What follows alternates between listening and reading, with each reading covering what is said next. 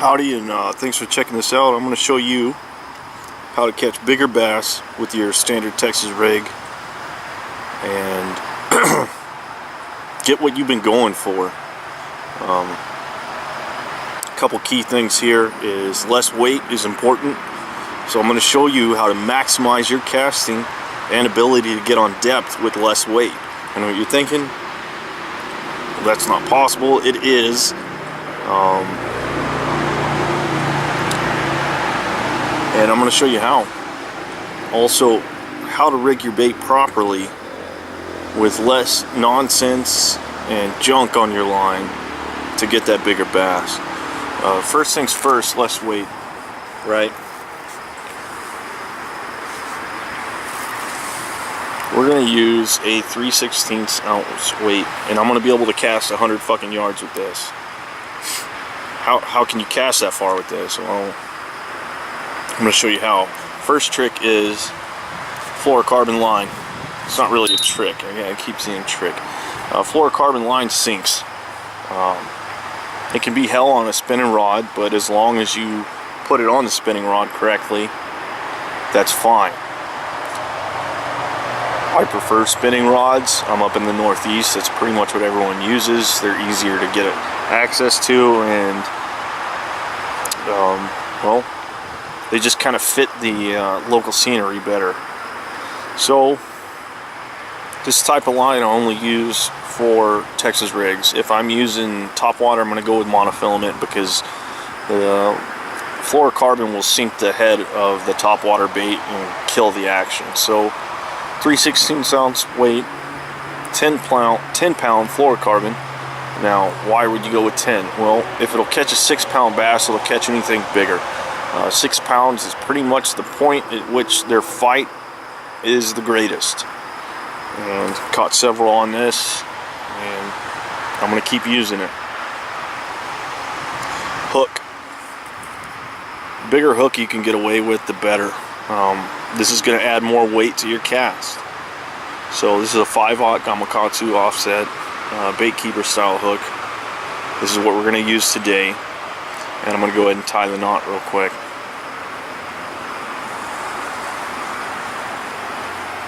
While I'm tying this, I'm going to show you, or before I tie it, I'm going to show you the fish I caught off this exact same rig.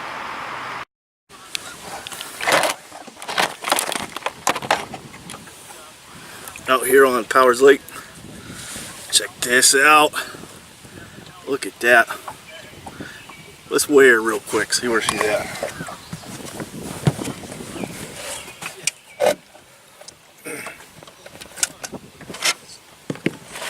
Hopefully my camera doesn't fall again.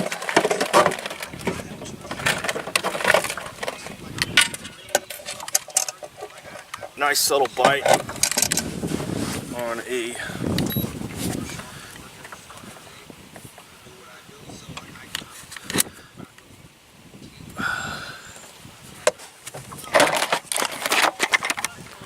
so 3.53.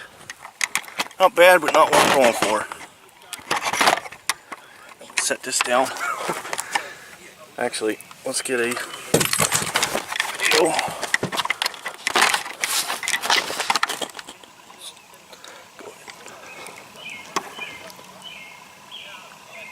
There you go, sweetheart. Put up a heck of a fight. I'm gonna go ahead and set this camera up because I'm sure there's more. I don't have a whole lot of battery.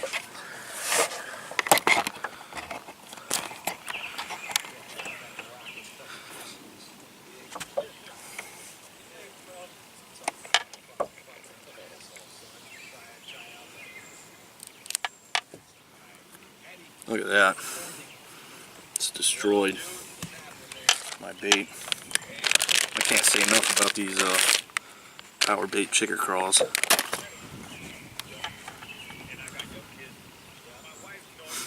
Using a hook that's a little bit bigger than what they recommend, but you see what kind of fish I'm catching.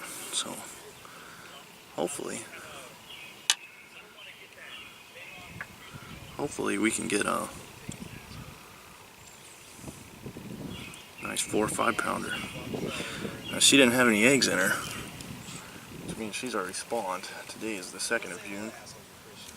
First week of June is really the big spawn here in Connecticut. A lot of people think it was weeks ago, but well, they don't know what you're talking about. Okay, so you checked her out. She's a decent bass. The knot we're going to use is a Eugene knot, Eugene slip knot. Fluorocarbon can be kind of risky with a standard fisherman knot, but this Eugene one, it's pretty dead set. You can't have any problems with this guy. I would recommend that you retie often. If you go fishing on Friday and you're going to plan on going out on Saturday, retie your knot, because you're going to lose a big fish if you don't retie. Trust me. So through the eye, make a hoop with the tag end. I'm going to take this hoop,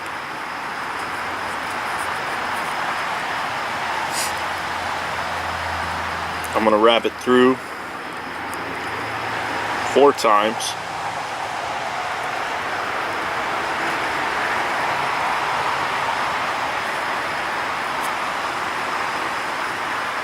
I'm going to take my tag end, I'm going to run it through that hoop. If you're using heavier line, you'll hear a pop noise whenever this knot is set. This is a good braid knot. You'll definitely hear the pop noise on a braid. As with any line, before you pull it tight, go ahead and lube it up a bit.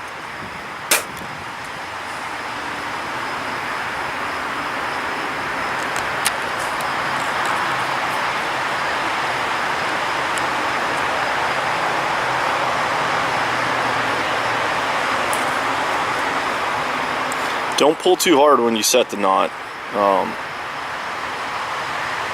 It's not good for it. It's a bad habit, especially if you're using monofilament, which many of you are. Yanking on it too hard is going to cause some stress in that area, especially if you fail to lube it. Cut the tag end off. If you're using monofilament standard line, leave a little bit more tag in so it can pull. When it does pull hard, it won't come loose.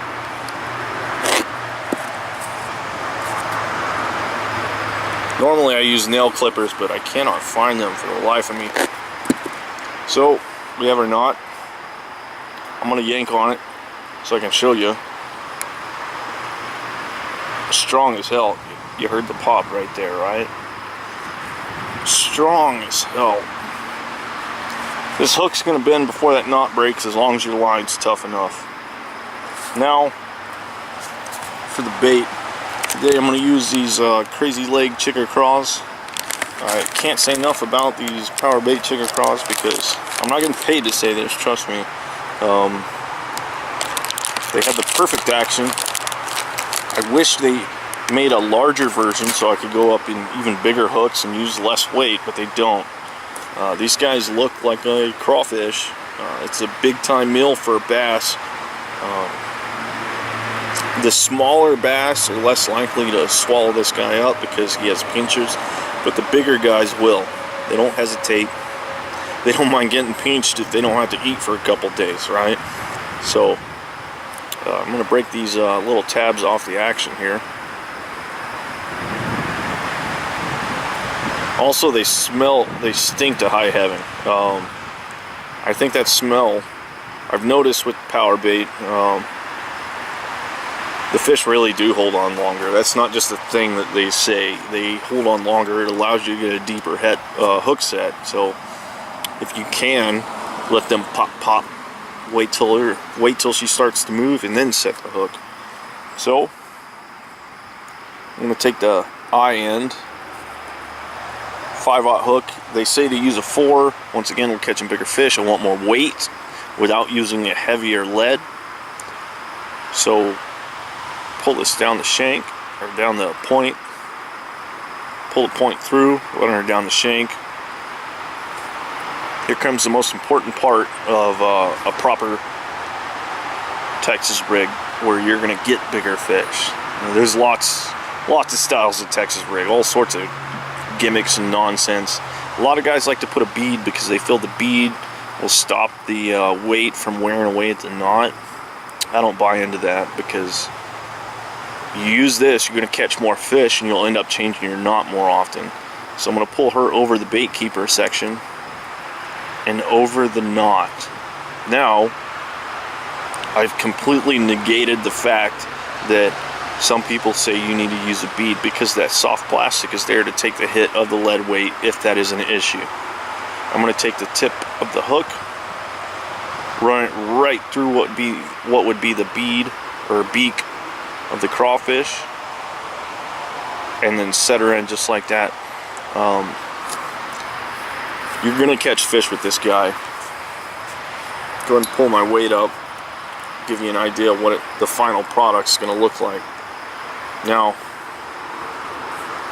small weight, it'll probably set ahead of everything.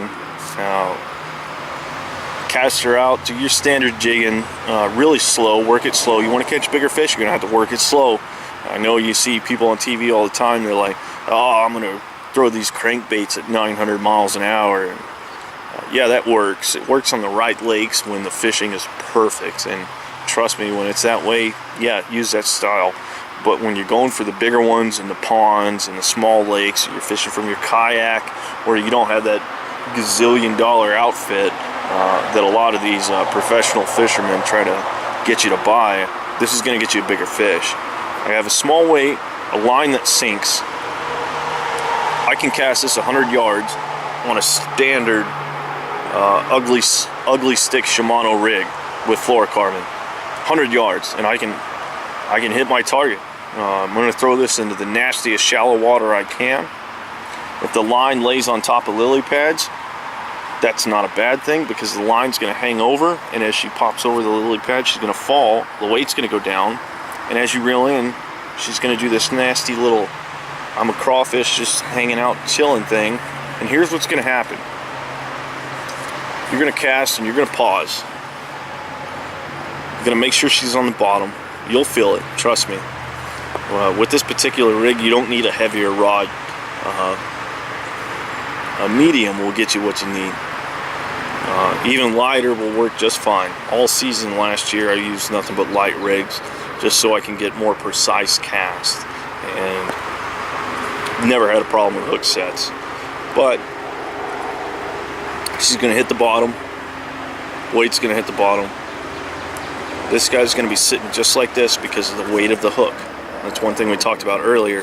It's going to help you present your bait better, and with the current, the waves, everything you're doing, that small tap, right? These guys float in the water. You're going to have a big bass come up, open her mouth, and suck this guy in. And she's going to slam shut. And trust me, she knows she has a good meal because it tastes, trust me, these things, the smell just from here is awful. But she's not going to let go. She doesn't care that this line is hanging out of her mouth. She's going to take a small left or right turn, or maybe dive deeper or come up towards the lily pads, and you're going to feel this 1, 2, 3, 1, 2, and you're going to start to feel a pull. That's her kind of moving away, ready to ingest this guy, and that's when you're going to set your hook. And what's going to happen is this hook's going to pull right through, boom, and it's going to embed deep in the hard part of her mouth. Why is that important? That hook's not going to come loose. You know, you hit them on that first tap, you may hook them, probably not, but you may hook them, but you're going to hook them in the soft part of their mouth, and she stands a better chance of getting away. So this proper rig with less weight, she's less likely to fill the weight, so she's going to hold on longer. That nasty smell, she's going to hold on longer. You're going to feel her start to move with it, set the hook then, and get your net ready. I'm telling you, just do what I showed you here today, and you're going to wish that you didn't have your net, or you're going to wish you had your net ready when you didn't, because you're going to need it. And if you have any questions, or you live in Connecticut and you want to come fishing with me, let me know. I'll put you on some big ones. I've caught a couple 6-pounders this year. My goal is at least, I want to get a double digit. I don't know if that's going to happen, but I'm going to try. Hit me up with any questions, or if you have a problem with anything I said, let me know. I'm not going to say I have a rebuttal for it. Maybe you know something I don't know. But these small changes that you may make are going to make a huge difference on the amount of fish you catch. Later on, I'm going to get more into, where should I cast and how do I determine that. So keep watching. I'm going to show you where to throw this fella to get the bigger bass. Have a good evening, or day, or night, or morning, and I'll catch you later.